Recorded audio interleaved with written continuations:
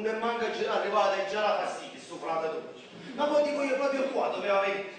E dove doveva andare? E ci sono tanti posti nel mondo.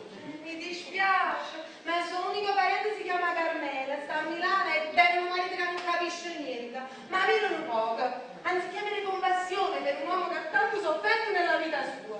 Io ho sofferto per colpa sua, e che c'entra? Per me gli errori si pagano sempre. E come vedi pure io sto pagando un errore che ho commesso tanto tempo fa. Ah sì? E di che si tratta che non l'hai mai detto? No, l'errore di aver sposato una donna che prima del matrimonio era dolce, affettuosa, comprensiva, insomma, un piscione femmina. E dopo matrimonio? E dopo matrimonio si è trasformata in una donna amara. E tu Anna? Amaro, perché no, quello che tu stai dicendo? Una femmina che non ci può dire niente che subito sul cazzo. Ma è logico, se tu dicessi un sato è normale che non cazzo, di essere pambressa. Calducca come una pazza. Sabato ancora? Ma in poche parole, Carmela mia, una grande cacacazza.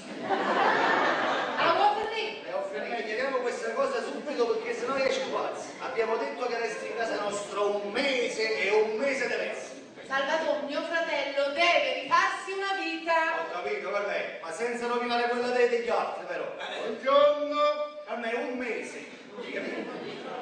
Salvatore, appena trova lavoro. Buongiorno. A me se si impegna qualcosa in un mese a Milano. Ma quello si è fatto 20 anni di carcere, con un mese non ce la fa. Ce la fa. Non ce la fa. Ce la fa. Ce la fa. Salvatore non ce la fa.